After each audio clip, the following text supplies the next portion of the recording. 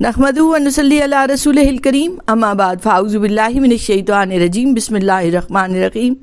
آج ہم سورہ بقرہ کی آیت نمبر 35 سے شروع کریں گے، اس دعا کے ساتھ کہ اللہ رب العزت ہمیں عاجزی اور تواضع عطا فرمائے جو اسے پسند ہے، کیونکہ اس سے پہلے ابلیس کا ذکر ہوا جس نے تکبر کیا۔ اب آیت نمبر 35 میں اللہ رب العزت نے ارشاد فرمایا، وَقُلْنَا يَا آدَمُ اسْكُنْ أَنْتَ وَزَوْجُكَ الْجَنَّةَ، اور ہم نے حکم دیا کہ اے آدم تم اور تمہاری بیوی اس جنت میں رہائش رکھو، وَكُلَا مِنْهَا رَغَدًا حَيْثُ شِئْتُمَا، اور تم دونوں اس میں سے جو چاہو جہاں سے چاہو کھاؤ، وَلَا تَقْرَبَا هَٰذِهِ الشَّجَرَةَ، مگر اس درخت کے قریب نہ جانا، فَتَكُونَ مِنَ الظَّالِمِينَ، ورنہ حد سے بڑھنے والوں میں شامل ہو جاؤ گے۔ اب اس آیت مبارکہ میں بتایا جا رہا ہے کہ حضرت آدم علیہ السلام کو جنت میں رکھا گیا۔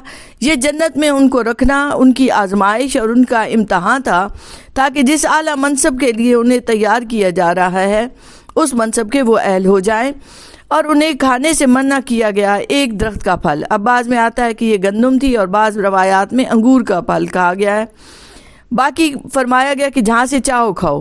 اب اس درخت جس کے پھل سے منع کیا جا رہا ہے اس کے قریب جانے سے بھی منع کیا جا رہا ہے، اور اس لیے منع کیا جا رہا ہے کہ درخت کی قربت سے کہیں وہ اس پھل کھانے تک نہ پہنچ جائے۔ یہاں جنت میں جنتی نعمتوں کی فراوانی ہے، اور اس آزمائش کے ذریعے یہ بتایا جا رہا ہے کہ جس چیز سے منع کیا جائے اس کے قریب بھی مت جاؤ، تاکہ کہیں ایسا نہ ہو کہ ممنوعات کو تم کرنے لگ جاؤ جن چیزوں سے منع کیا گیا۔ ایک اور لفظ غور طلب ہے کہ فَتَكُونَ مِنَ الظَّالِمِينَ، ظالم کہتے ہیں حق تلفی کو، کہ جب بھی کوئی گناہ کرتا ہے، غلطی کرتا ہے تو اس سے حق تلفی ہوتی ہے۔ تین طرح کی حق تلفیاں، کہ ایک اللہ کا حق کہ اس نے اللہ کی بات کو نہ مانا، جن سے منع کیا گیا ہے وہ کام کرنے لگ گیا، ایک ان چیزوں کا حق کہ جو نافرمانی کے لیے استعمال ہوئی، چاہیے تو یہ تھا کہ وہ مالک اس خالق کی فرمانبرداری کے لیے استعمال ہوتی، اور تیسرا یہ کہ خود اس نے اپنا حق ضائع کیا، اسے چاہیے تھا کہ اپنے آپ کو تباہی سے بچاتا، نافرمانی سے بچاتے ہوئے۔ اب اس کے بعد ارشاد باری تعالیٰ ہے، فَأَزَلَّهُمُ الشَّيْطَانُ، پھر شیطان نے انہیں اس جگہ سے ہلا دیا، انہا اس جگہ سے ہلا دیا، فَأَخْرَجَهُمَا مِمَّا كَانَ فِيهِ، اور انہیں اس مقام سے جہاں وہ تھے وہاں سے الگ کر دیا۔ وَقُلْنَا اهْبِطُوا بَعْضُكُمْ لِبَعْضٍ عَدُوٌّ، اور بالآخر ہم نے حکم دیا کہ تم نیچے اتر جاؤ، تم ایک دوسرے کے دشمن رہو گے۔ وَلَكُمْ فِي الْأَرْضِ مُسْتَقَرٌّ وَمَتَاعٌ إِلَىٰ حِينٍ، اب تمہارے لیے زمین میں ہی معینہ مدت تک جائے قرار ہے اور نفع اٹھانا مقدر کر دیا گیا ہے۔ فَأَزَلَّهُمَا الشَّيْطَانُ، ذلہ کا لفظ یہ بتا رہا ہے کہ انہیں شیطان نے اس جگہ سے ہلا دیا۔ مفسرین کہتے ہیں کہ اس کا مطلب یہ ہوتا ہے کہ بلا ارادہ، فَأَزَلَّهُ اس کے لیے استعمال ہوتا ہے کہ بغیر کسی ارادے اور قصد کے پاؤں کا پھسل جانا،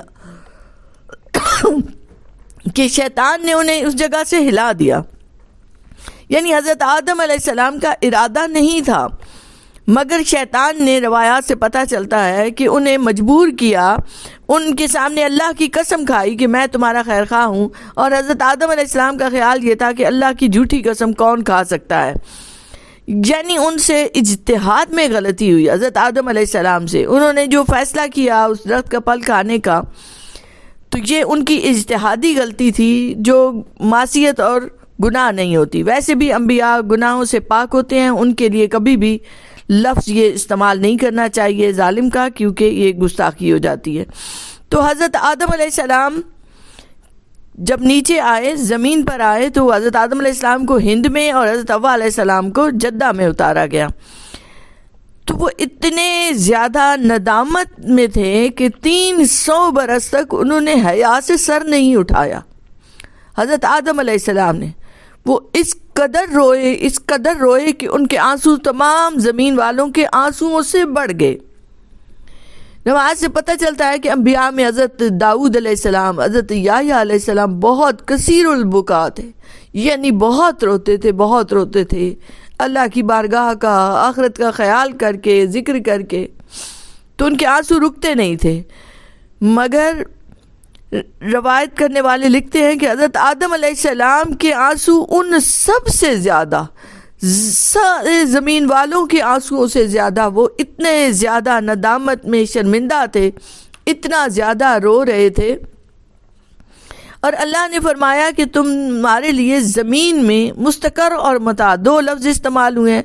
مستقر میں سیاسی اور معاشرتی استحکام اور اس کے لیے جو اصول وضع کیے گئے ہیں وہ ہوتے ہیں، اور متاع میں معاشی اور اقتصادی۔ اور غور کریں تو معاشرے کے اندر انہی چیزوں کی وجہ سے معاشرتی معاملات پر، سیاسی معاملات پر اور معاشی معاملات پر ایک دوسرے سے عداوتیں جنم لیتی ہیں۔ کچھ لوگ دوسروں کے حقوق سلب کرنا چاہتے ہیں۔ یہی استحصال عملاً انسانی زندگی میں تضاد لاتا ہے، لڑائیاں جھگڑوں کا سبب بنتا ہے۔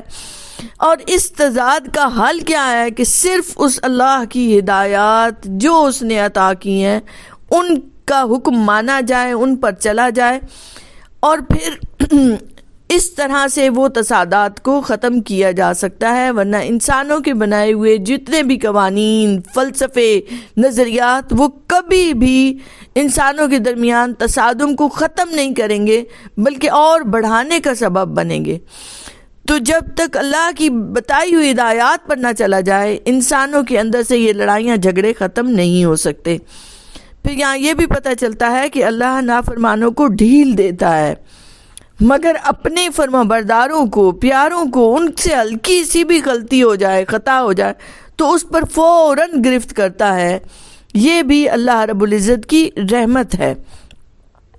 اور اس کے بعد ارشاد باری تعالیٰ فَتَلَقَّىٰ آدَمُ مِن رَبِّهِ كَلِمَاتٍ، کہ اللہ نے آدم کو پھر اپنے رب کی طرف سے انہوں نے عاجزی کے، معافی کے کچھ کلمات سیکھ لیے۔ فَتَابَ عَلَيْهِ، اور اللہ نے ان کی توبہ کو قبول فرما لیا۔ توبہ کا لفظ جب بندے کی طرف نسبت کرے تو اس کا مطلب ہے کہ بندے نے توبہ کی، اور جب اس کی نسبت اللہ کی طرف ہو جائے تو اس کا مطلب ہے کہ اللہ نے نظر رحمت فرمائی اور ان کے قصور اور غلطیوں کو معاف فرما دیا۔ اِنَّهُ هُوَ التَّوَّابُ الرَّحِيمُ، بے شک وہی توبہ قبول کرنے والا مہربان ہے۔ اب یہاں مرکزی مضمون توبہ ہے۔ دیکھیں شیطان میں شر زیادہ ہے، فرشتوں میں نورانیت زیادہ ہے، اور انسان کی خاصیت یہ ہے کہ اس سے غلطی ہو جائے تو وہ توبہ کرتا ہے، وہ اللہ کی بارگاہ میں جا کر رجوع الی اللہ کرتا ہے، اعتراف کرتا ہے، ندامت کے آنسوؤں کے ساتھ عزم کر لیتا ہے کہ میں آئندہ یہ گناہ نہ کروں گا، تو اللہ کی رحمت کا، اس کی نظر کرم کا پھر سے مستحق ہو جاتا ہے۔ ہم گناہ پر گناہ کرتے ہیں، لا تقنطوا برحمت اللہ، واللہ فرماتا ہے اللہ کی رحمت سے مایوس نہ ہونا۔ بندہ جب مایوس ہو جاتا ہے، نا امید ہو جاتا ہے، تو اللہ کی رحمت سے دور ہو جاتا ہے۔ جتنے بھی گناہ ہو جائیں اللہ کی رحمت بہت وسیع ہے۔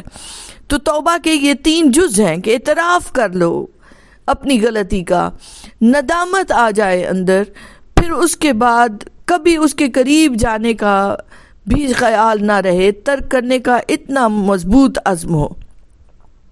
حضرت آدم علیہ السلام کے بارے میں آتا ہے کہ حضرت آدم علیہ السلام نے جب توبہ کی تو ان کے کلمات قرآن مجید میں مذکور ہیں، مگر اس کے ساتھ ساتھ طبرانی، حاکم، بہت سارے مفسرین نے یہ لکھا ہے کہ انہوں نے جب وہ سر نہیں اٹھاتے تھے تو انہیں یاد آیا کہ عرش پر انہوں نے ایک کلمہ دیکھا تھا، اور وہ کلمہ کیا تھا؟ لا الہ الا اللہ محمد رسول اللہ۔ تو انہوں نے سوچا کہ وہ ذات جس کا نام اللہ نے اپنے نام کے ساتھ رکھا ہے، میں ان کا وسیلہ لے کر پھر معافی مانگوں۔ تو انہوں نے دعا کی الفاظ کے ساتھ یہ کہا کہ اسالک بحق محمد ان تغفر لی، کہ اے اللہ حضور کے وسیلے سے تجھ سے سوال کرتا ہوں کہ تو مجھے معاف فرما۔ اس سے یہ پتہ چلتا ہے کہ وسیلہ لینا جائز عمل ہے، پسندیدہ عمل ہے، خاص طور پر حضور اکرم صلی اللہ علیہ وآلہ وسلم کا وسیلہ پکڑتے ہوئے جب بھی، جتنی بار بھی جاؤ گے، اللہ نے فرما دیا وَلَوْ أَنَّهُمْ ظَالَمُوا أَنفُسَهُمْ جَاءُوكَ، تو گناہ گاروں کے لیے بخشش کی نوید ہے اللہ کی طرف سے۔ اور ایک جگہ روایت کے الفاظ یوں مذکور ہیں کہ اللہم انی اسالک بجاہ محمد عبدک وکرامتہ علیک ان تغفر لی خطیئتی۔ تو اس موقع پر میں بھی یہ کہتی ہوں، آپ بھی کہیں کہ اے اللہ ہمارے گناہوں کو بھی معاف فرما، ہم بھی وسیلہ پکڑتے ہیں اپنے محبوب نبی کا کہ اے اللہ ہماری غلطیوں خطاؤں سے بھی درگزر فرما۔ جہاں بھی قرآن مجید میں توبہ قبول کرنے کا اشارہ مل جائے تو ہم اللہ کی بارگاہ میں جھک جائیں ندامت کے ساتھ کہ وہ رب ہمیں بھی معاف فرمائے۔ اس کے بعد ارشاد باری تعالیٰ ہے، پھر ارشاد ہوتا ہے کل نہبطوا منہا جمیعا، ہم نے فرمایا تم سب جنت سے اتر جاؤ، فَإِمَّا يَأْتِيَنَّكُم مِّنِّي هُدًى فَمَن تَبِعَ هُدَايَ، کہ اگر تمہارے پاس میری طرف سے کوئی ہدایت پہنچے، فَمَن تَبِعَ هُدَايَ، تو جو بھی میری ہدایت کی پیروی کرے گا، فَلَا خَوْفٌ عَلَيْهِمْ وَلَا هُمْ يَحْزَنُونَ، نہ ان پر کوئی خوف طاری ہوگا اور نہ ہی وہ غمگین ہوں گے۔ اب یہاں اللہ رب العزت نے دوبارہ کل نہبطوا کا لفظ استعمال کرتے ہوئے بتایا کہ نیچے اتر جاؤ۔ اب پہلے 2 مرتبہ آیا، پہلے جب آیا جب انہوں نے اس شجر کا پھل کھایا اس وقت بھی حکم ہوا، وہ غیظ و غضب کا حکم تھا، لغزش صادر ہو گئی تھی، ان سے غلطی ہوئی تھی، خطا ہوئی تھی۔ اب دوبارہ جب یہ حکم ہو رہا ہے تو یہ منصب خلافت سنبھالنے کے لیے کہ نیچے جاؤ زمین پر اور اپنے اس منصب جو تمہیں عطا کیا گیا ہے اس کے مطابق اپنی ذمہ داریوں کو سنبھالو۔ دونوں کی غرض و غایت الگ الگ تھی۔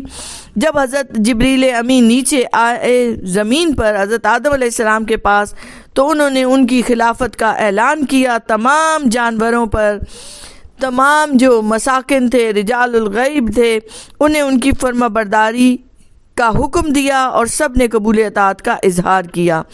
اور یہاں مومنین کے لیے بشارت ہے خوف اور غم سے بے نیاز ہونے کی بھی، کہ جب بھی تم اتباع کرو گے، اللہ کی ہدایات پر چلو گے تو خوف و غم سے بے نیاز دنیا میں بھی رہو گے اور بے غم اخروی نعمتوں کو بھی پالو گے۔ اور اس کے بعد ساتھ ہی بتایا کہ جو انکار کرتے ہیں والذین کفروا وکذبوا بآیاتنا، کہ تم میں سے جو کوئی کفر کریں گے اور ہماری آیات کو جھٹلائیں گے، اولئک اصحاب النار ہم فیہا خالدون، تو یہی لوگ دوزخی ہوں گے اور اس میں ہمیشہ رہیں گے۔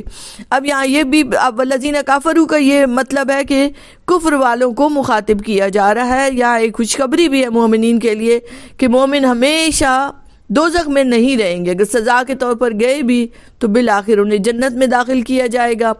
وَكَذَّبُوا بِآيَاتِنَا، اور یہاں آیات کا لفظ استعمال ہوا ہے۔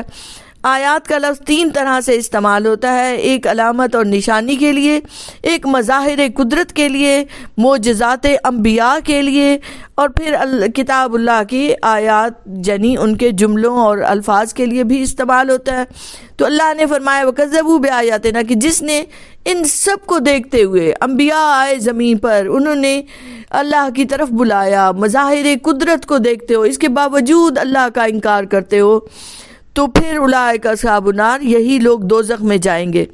اب یہ یاد رکھیں کہ نافرمانوں کو ڈھیل دی جاتی ہے زمین پر، مگر یہ ڈھیل جو ہے بالآخر سخت غضب الہی کا سبب بنتی ہے، اور فرما برداروں کو چھوٹی سی بات پر بھی، ادنا سی خطا پر بھی گرفت کر لی جاتی ہے، جیسے حضرت آدم علیہ السلام کی گرفت فوری طور پر کی گئی کہ ان سے ادنا سی بھی خطا نہ ہونے پائے۔ اور اس کو مولانا روم یوں بیان کرتے ہیں، بود آدم دیدہ نور قدیم، منہ در دیدہ بود کوہ عظیم، کہ حضرت آدم علیہ السلام نور قدیم کی آنکھ تھے، اور آنکھ میں ایک بال بھی آ جائے تو آنکھ کی نزاکت برداشت نہیں کرتی، وہ بھی پہاڑ سے بھی بوجھل محسوس ہوتا ہے۔